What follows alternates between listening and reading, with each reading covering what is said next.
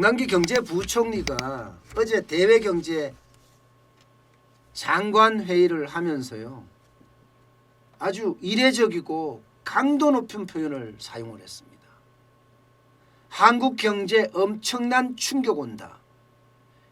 한 번도 경험 못한 침체가 우려된다. 이렇게 말입니다. 홍남기 경제부총리가 누굽니까? 대한민국의 경제수장입니다. 나라 국가는 제대로 못 지키는 수장이긴 하지만 어쨌든 문재인 정부가 내세운 경제수장은 분명히 맞습니다. 그런데 이 경제수장이 떨고 있다. 실물경제 지표가 너무 나쁘니까 떨고 있다. 이런 이야기예요. 한국 경제에 엄청난 충격 온다. 경험 못한 침체가 우려된다. 이런 말 하기 쉽지 않거든요. 경제수장이 이야기한 거예요. 쉽게 말하면 경제 대통령이 이렇게 이야기했다는 것은 이미 손에 지표를 들고 있는 거예요. 손에 지표를. 4월에는 수출이 마이너스가 아니라 적자가 예상된다고 생각할 수 있는 대목이기도 합니다. 왜냐고요? 미리 쉽게 말하면 설레발을 친다? 예. 암시를 준다? 설레발을 친다 좀 그런가요? 암시를 준다? 뭐 이런 거라고 생각하시면 될 것 같아요. 만약에 적자가 나면요, 아마 우리 경제에 충격이, 실물 경제의 충격이 이만큼이다. 그것을 바로 피부로 느끼게 될 겁니다. 실제 홍남기 경제부총리도 그렇게 이야기를 했어요. 세계 교육이 급감이 되니까 수출 중심의 대한민국 경제에든 엄청난 충격을 줄 수 있다. 이렇게 이야기했어요. 이 말의 뜻을 분석을 해봐야 됩니다. 홍남기 경제부총리는 경제인인데도 정치적 발언을 많이 하잖아요. 그러면 이 안에도 그런 내용이 포함되어 있다고 생각을 하고 세계 교육 급감이 뭔가 하나의 핑계를 댄 걸로 보이죠. 수출 중심의 한국 경제, 대한민국은 수출 주도 국가입니다. 게다가 수출이란 말을 꺼냈어요.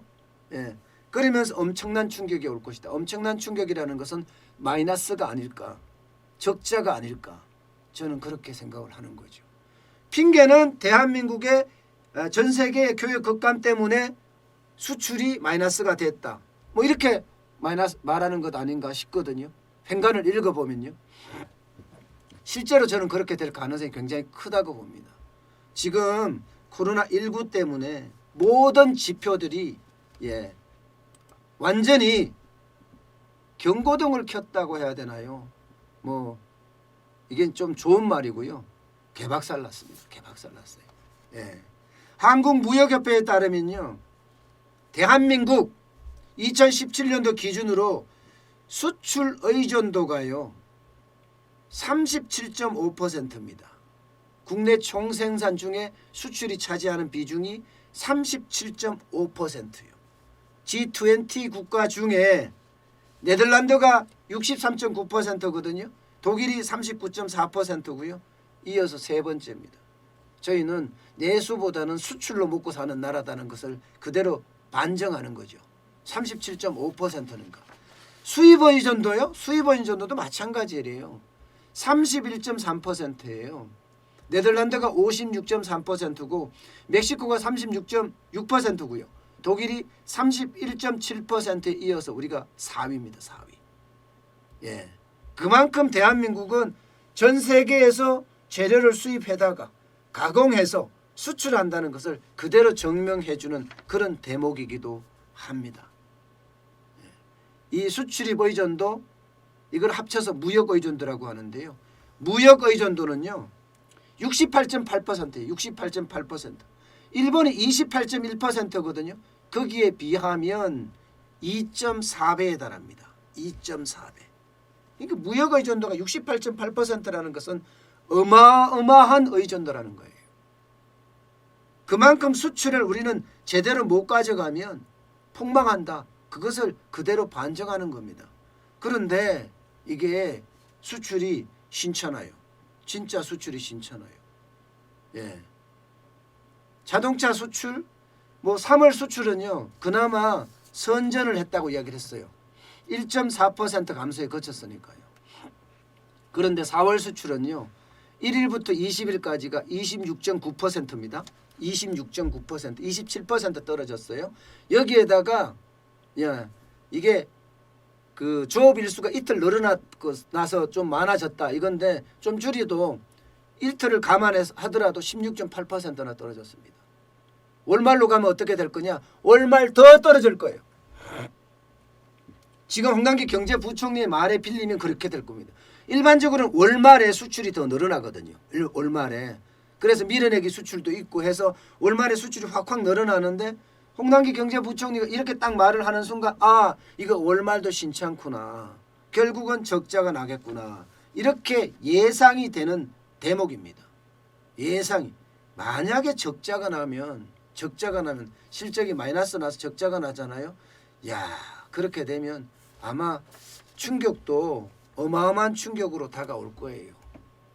문제는 앞으로잖아요. 지금 앞으로 세계 경제 진짜 한치 앞이 안 보입니다. 한치 앞이 안 보여. 주식시장이 올랐다고 증권시장이 올랐다고 이게 뭐 경제 좋아지는 것 아니냐 이렇게 생각하시죠. 아닙니다. 증권시장이나 주식시장은 선행을 해요. 선행을. 실제로 선행합니다. 미국 시장도 그렇고 중국 시장도 그렇고요. 우리 시장도 그렇고 한 6개월 정도 선행한다고 생각하시면 됩니다. 그 뒤에 오는 게 이제 하나씩 실적의 충격이 오기 시작하는데요. 지금 세계 경제 딱 봐서요. IMF 국제통화기금이 이야기했을 때도 3% 떨어질 거다. 원래 3% 떨어질 거다. 이렇게까지 예상을 했습니다. 게다가 말입니다. 미국은 마이너스 5.9%, 유로존은 마이너스 7.5%, 일본도 마이너스 5.2%. 그야말로 세계 경제 전망치가 참혹한 정도예요. 참혹한. 우리 경제 성장률도 마이너스 1.2% 갈 거다. 이렇게 보고 있거든요. 이거는 낙관적이에요. 다른 나라에 비하면. 근데 이거 가봐야지 압니다. 아직 모릅니다. 심지어 말입니다. 1997년, 1998년 이러면 IMF 외환위기 기억나시죠? 이때 노무라 정권에서 대한민국 IMF 외환위기 온다 이렇게 증명했던 게 있습니다. 제일 먼저 예측한 게 있어요. 그 예측에 빌려보면 올해 대한민국은 적게 갔을 때 코로나19가 최소로 갔을 때 마이너스 6.7%라고 이야기했어요. 마이너스 6.7%. 이게 만약에 12월까지 계속 코로나19 사태가 간다. 이럴 때는요. 마이너스 12.2%라고 얘기했어요. 마이너스 12.2%. 저는 이거를 허투루 듣지 않습니다. 이게 분명히 올 가능성이 굉장히 커집니다. 굉장히 커집니다. 그만큼 대한민국은 어려워진다는 그런 이야기예요. 코로나19가 전 세계가 지금 안착이 안 됐습니다. 대한민국이나 안착됐고 대만이나 이런 데는 안착됐죠. 중국도 조금 안정화됐고요. 그러나 유럽이 안착됐습니까? 미국이 안착됐습니까? 동남아가 안착됐습니까? 동남아는 이제 시작이라고 이야기할 정도고요. 아프리카나 남미는 아이고 큰일 났습니다. 그쪽은 진짜 많은 사람들이 가서 도와주지 않으면 굉장히 어려워지는 그런 형국으로 지금 갈 가능성이 큽니다. 그렇게 되니까 세계 상품 교역량도 뚝뚝뚝뚝 떨어져요. 상품 교역량, 물동량이 떨어진다는 건 대한민국에게 충격입니다. WTO 세계 무역 기구가 전망하기를 적게는 13%에서 많게는 32%까지 떨어진다고 해요. 32%. IMF 통화기금, IMF 국제통화기금도 마찬가지 11%가량 떨어진다. 이렇게까지 예상을 했습니다. 그러면 대한민국의 수출은요? 대한민국의 수출은 그만큼 떨어질 수밖에 없다는 겁니다. 그만큼. 게다가 외국인 직접 투자도 지금 쭉쭉 줄어들고 있어요. 금융시장에서도 주식에도 투자를 하지만 대부분 안정적인 돈들은요. 전부 다 안전자산 쪽으로 쭉쭉 몰리고 있습니다. 쭉쭉. 실제 외국인들은 한국에서 지금까지 2월 24일 이후 20조 매도했습니다. 20조 순매도했어요. 20조나 순매도해서 외국인들은 나가고 있고요. 또 외환 가치는 지금 계속 들쭉날쭉하고 있죠. 채권은 어떻게 되겠어요? 채권은 지금 금리가 오를 수밖에 없습니다.